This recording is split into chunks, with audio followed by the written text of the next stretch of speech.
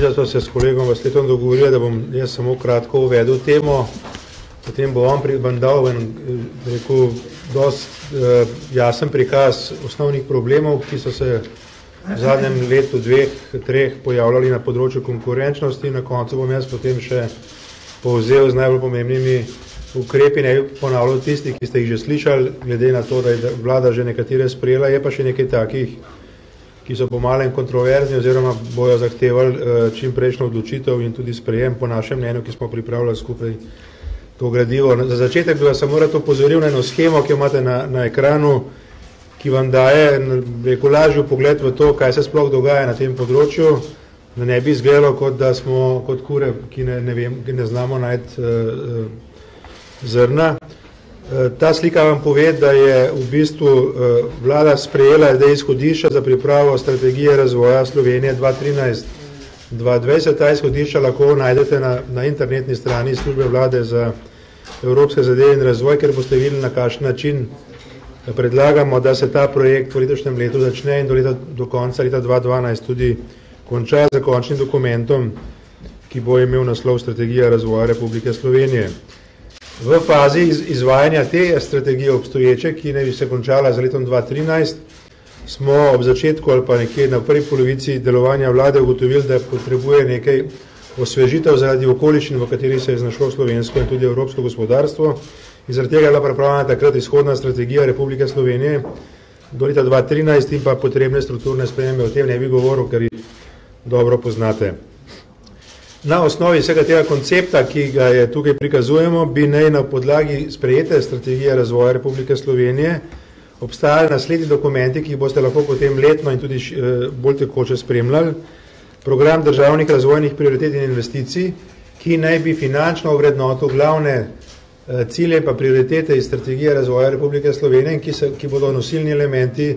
prioritetnih investicijskih projektov znotraj večletnih proračunov.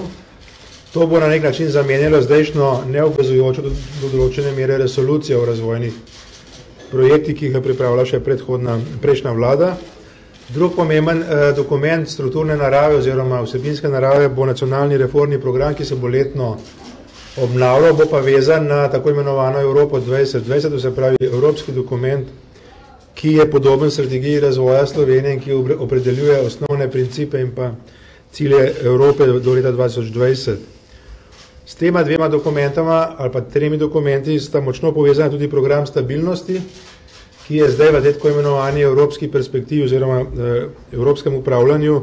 drugi nosilni dokument, ki zagotavlja fiskalno stabilnost v posamezni državi, da bi se lahko normalno izvajale tudi strukturne prilagoditve in s tem zagotavljalo vzdržno rast. In s tem povezano s programom stabilnosti večletni proračuni Republike Slovenije, občin in pa dveh socialnih blagajn. To daje, bi rekel, ta osnovni nabor dokumentov, v katerih mora Slovenija jasno izraziti svoje prioritete in pa seveda tudi jasno poskušati potem te prioritete izvrševati, jih realizirati in pa tudi spremljati njihovo učinkovitost. Zato bojo v nadaljevanju v naslednjih letih pomembne poročila o učinkovitosti razvojnih politik, ki bo dvoletni dokument, v katerem bomo ocenjevali kvaliteto tistega, kar je zapisano kot prioriteta v strategijo, pa potem v proračune in ugotavljali, ali z evrom dejansko lahko ustvarimo več kot en evro koristi. Nekaj te diskusije ste lahko v petek poslušali na Brdu, ko smo govorili o izobraževanju, za zdravstvo velja enako in za druga področja tudi. Posod je možno izboljšati učinkovitost delovanja, brez da bi žrtvovali kvaliteto storitev, ki jih za ta denar poskušamo zagotoviti. Drugo pomembno poročilo, ki je že klasično, je poročilo o razvoju Umarja, ki daje pregled skozi letno izvajanje celotne strategije po različnih segmentih same strategije in bo tudi v nadaljevanju nosilno poročilo na tem področju. In kot je vlada odločila v četrtek, s tem zaključujem, poročilo o konkurenčnosti današnje je prvo, od zdaj naprej ne bi postalo to običajno standardno letno poročilo, v katerem bo vlada in upam tudi širša javnost zainteresirana ugotavljala, ali se nam položaj konkurenčnosti slovenskega gospodarstva izboljšuje in če ne, kaj je storiti in kaj je potrebno storiti, da bi se to zgodilo. Končam s tem, da sta v pripravi dve spremembi pomembnih zakonov. Eno je sprememba zakona o javnih financah, ki bo uveljavila tako fiskalno pravilo kot srednjeročni fiskalni okvir in pa bolje definirala vlogo fiskalnega sveta, poleg drugih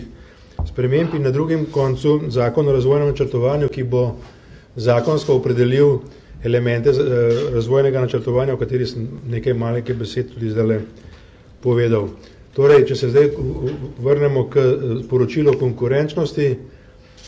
poskušali smo, glede na to, da je to področje v Sloveniji izgubilo na pomenu, saj v javni razpravi, se nam je zdelo pomembno, da glede na to, kakšen je položaj Slovenije,